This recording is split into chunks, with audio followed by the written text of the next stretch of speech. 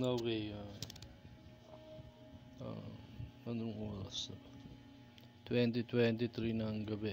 So, military time. Monday, October 30, 2023. So, ngayon yung botohan. Ewan ko kung ano yung resulta ng mga ginawa kong video. Kasi malamang doon na marami akong sinasampal sa video. So, andito kasi tayo sa bahay, dapat ang trip ko dapat lalabas ako doon, takas sa bukid, doon ako matutulog.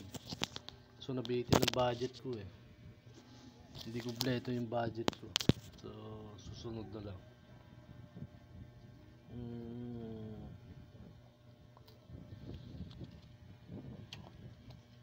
May nangyayari dito na itong putang inantong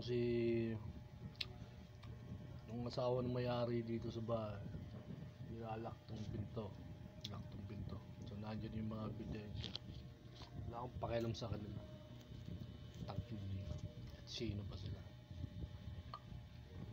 So nilak nila yung pinto, ewan ko kung anong palabas yung ginagawa.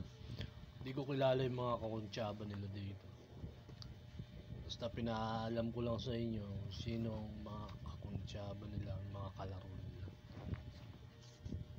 Wala naman akong pakialam doon. Ako kahit saan naman ako So may nakakita kasi ako dito kasi sa Cavite, kumbaga nakakaugalian ko na kasi yun dito. Mayabang,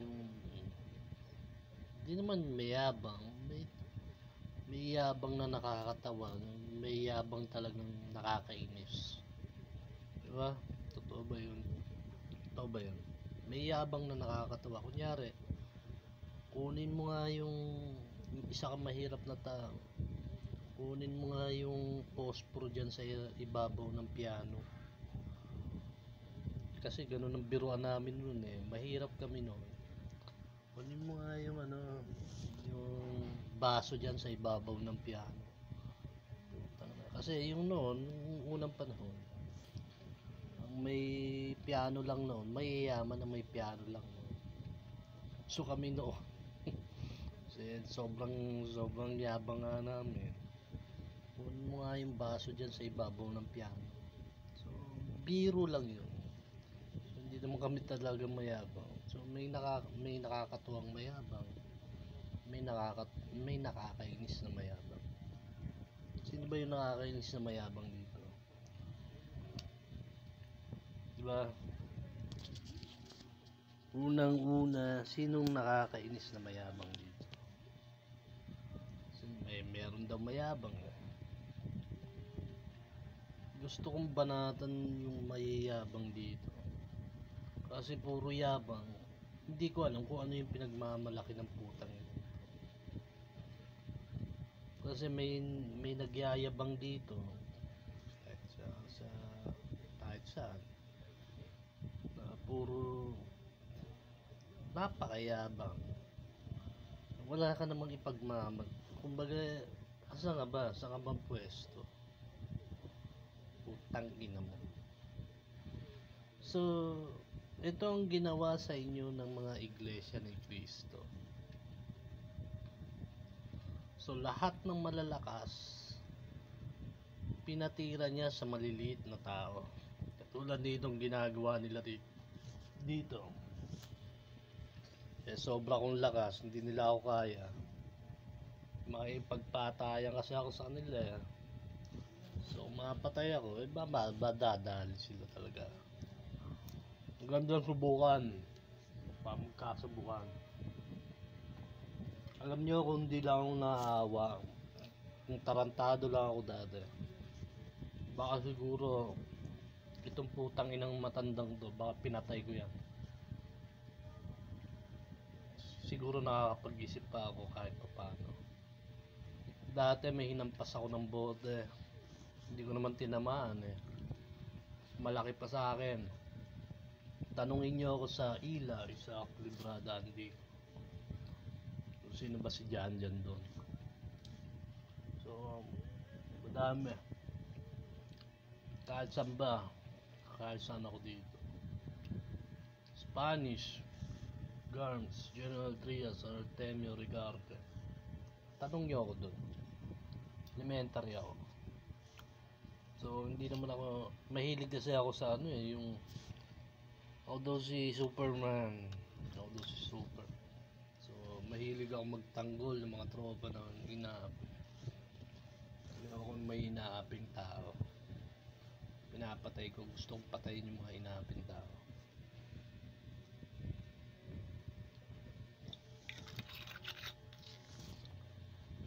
So, dito, putang na, wait. Papunta tayo sa sobrang lakas. Kaso hindi ko naman alam na ganun pala talaga ako kalakas. So, kung may pera ako ngayon, may kasama ako kahit isa, siguro kahit anong dami ng mga putang inan to, siguro titira ako. Kaso nga lang, mahirap nun, ako lang mag-isa. Ang bigat. Diba? So, paano dumiskarte ang mga putang inan to? Paano niya patumbahin yung malalakas na tao? So, itong mga putang inang iglesyang to, kunyari, may mga mayayaman dito na mga... So, kung wala kang alam, hindi mo malalaman kung paano sila tumutokso ng tao. Eto, kung ano yung nangyayari dito. Isa tong example sa inyo na makikita nyo ng maliwanag kung ano yung nangyayari dito sa lugar. Totoo o hindi? Totoo ba o hindi? Kung may baril ako ngayon, baka itong kabilang bahay na to, baka binaril ko yan ngayon. So lugi kasi ako pag ako lang ang susugod. Lugi ako kasi ilang beses na ako sumugod. Ilang beses na akong nakakulong doon sa Mindanao. Ilang beses akong sumugod na alanganin na wala akong pakialam. So kahit naman ngayon wala din naman akong pakialam. Tinitimbang ko lang kung ano yung sistema. May laban ba ako ngayon? Diba? Kunyari, nag-uusapan na tayo sa labas. May laban na kaya ako. Sige, sistema na tayo. Bam, patay ka na sa akin, putang ina. So, ganun tayo sa may sistema. Pinaalam ko na. Kahit ang kalabang ko, gobyerno. Ewan ko. Hawak ng mga putang inang iglesia itong gobyerno eh. Mayayabang nga daw sila. Putang na. Yung mga iglesia dito, lintikan yabang. Kala mong presidente. Kala mo kung sino. Ay putang ina, asa lang din pala sa mga backup. Kasi marami daw sila. Tangina ka. Mag-isa lang ako. Totoo ba yun? Mag-isa lang ako dito. Tumira kayo kung gusto niyo. Diba? Napakayayabang ng mga putang ina kasi sabi, para ba binabaliktad ako na huwag yung patayin. Kasi yung iniisip ko, hindi naman ako kriminal. Ang ganda tama ni Emperador, ni Bunso. Hindi ako kriminal na tao. Hindi tayo yung nagnanakaw na tao. Hindi tayo yung ano ba? Ano ba yung masamang tao? Nag-iisip ako. Paano ba yung masamang tao? Ano ba? Turuan nyo nga ako paano maging masamang tao. Hindi ako nangunguha ng kung ano-anong kung sa kanila. Diba? So, tanungin natin kung meron sila. So, anong pinagyayabang? Bakit? Oo, papapatayin daw nila ako. So, ano yun? Sinong papatayin dito? Kasi wag natin patayin yan. O putang ina mo. Alam mo, pumapanting yung tenga ko. Kasi, alam mo, wala akong kasalanan na hindi ako kriminal na tao rito. Unang-una sa lahat. Huwag niyong ipagyabang sa akin kung hawak niyo sa akin ang batas. Kung hawak niyo ang batas. Dahil putang ina niyo. Kahit ngayon pa lang, magpapatimbre ako sa mga tropa. Papapatay ko. Hindi lang sila makagalaw kasi masyado kayong ma-influensya, diba? Masyado kayong maraming pera. Masyado kayong maraming... Kaya nga gusto kong umpisahan. Pag naumpisahan ko to, magtago-tago kayo. Pag inumpisahan ko to, nagpapakuha lang ako ng baril. Kasi umpisa lang ang kulang nito. Starter. Kumbaga sa prat may starter. Totoo ba yan? Kumbaga sa pang-front ka, may starter. Ako mag-i-starter sa'yo. Gusto nyo? Napakayabang yung putang ina nyo. Napakayabang yung putang ina nyo. Gusto ko pa yung patayin nyo. Kasi hindi, mas maganda pa yung tulad ng dati kaysa ngayon. Kasi ang lakaran ngayon, kung di ka tuso, patay ka. Hindi ka tuso, ano ba yung tuso? Magbabait-baitan ka dito katulad ng ginagawa ng putang inang matandang yan. So magbabait-baitan yung putang ina, kunyari mabait siya. Tapos may ginagawa palang kalokohan ng putang ina. Totoo, hindi. Yun yung tuso na sinasabi. Totoo, hindi. Kaya sinasabi ko, napakarami yung mayayabang dyan na sayang wala akong baril eh. Etong kabila si Sanchez, may adventure na sasakyan, lintikang yabang,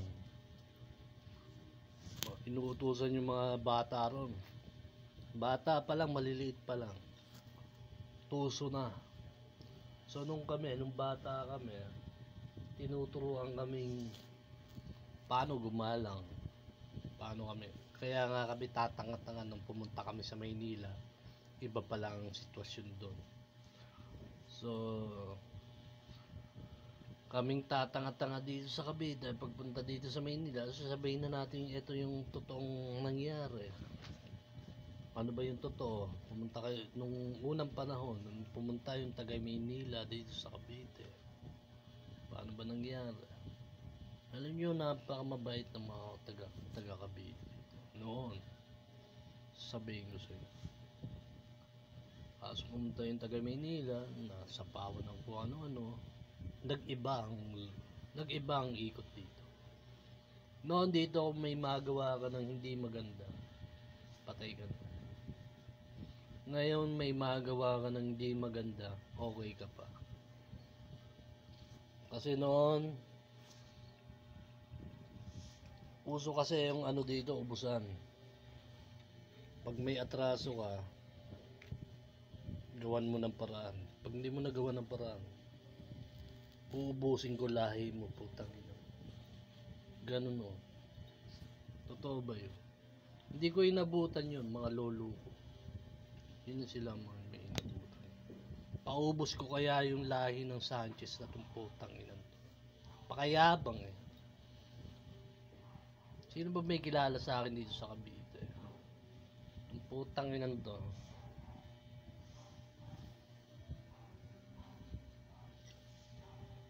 kumbaga ginawa nilang laro kasi hawak nila yung mayaman nga eh.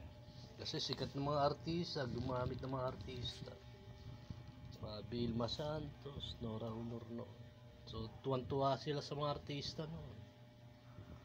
So kumpara natin si artista noon, yung ginawa nilang artista ngayon. Sino ba yung mga ginawa nilang artista ngayon? So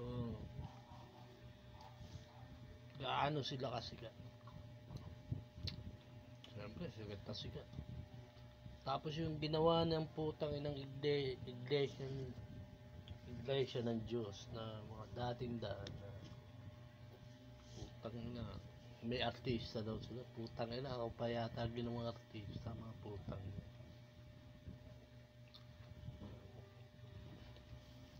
Yung patayin ng putang. So sa sitwasyon na to, sino ang mayabang dito? Kasi binabaligtad nila. So, nagtitrip lang tayo, nagsaset dito. Anytime na gusto kong pumatay, gusto kong tumira, titira ako. Hindi kasi ako inabutan ng mga putang inan to nung teenager ako. Nung inabutan ako nito, baka siguro pinaglalamayan namin yung mga yan. Kasi magaan ang kamay ko. Yun ang sabi ng mga tiyahin ko noon. Sobrang gaan ang kamay ko. So ngayon nag-iisip pa tayo kung paano ako babanat sa'yo, putang ina. Ayoko nang hindi nakakabanat sa'yo. Papatayin kita. So, ganun lang muna. Sino bang mayabang? Sino bang pinakamayabang dito? Putang ina. Kasi ako na nag-angat ng karangalan ng bansa. Tapos, hindi naman ako taong nagbubuhat ng sarili kong bango. Ako ba yung taong nagbubuhat ng sarili kong bango? So, hindi ako yun. Ako ba yun? Ako ba yun? Yung sinabi ko lang sa yung nag-angat ako ng bansa, ng karangalan ng ating bansa. Ako ba yung nag-angat ng bango ko? Siyempre, hindi kayo tanga para alamin kung ano ba yung sinasabi ko. Diba? So gusto kong patayin itong mga putang ina. So upload ko lang muna to mamaya, medyo nahihilo pa ako. So ewan ko ba, may hindi ko alam kung nasa akin yung 7 espiritu ng Diyos. May 7 kasing espiritu doon na malupit, karumal-dumal, ewan ko yun, pagmiyaw. Hindi ko pa may papaliwanag sa inyo kasi kahit ako hindi ko maintindihan yun. So hindi ko alam kung anong klaseng espiritu yun. So ewan ko. Susunod, ano ba ang pinatunayan ko sa inyo? Yun lang. Okay, next, manood kayo sa YouTube na lang natin na-upload.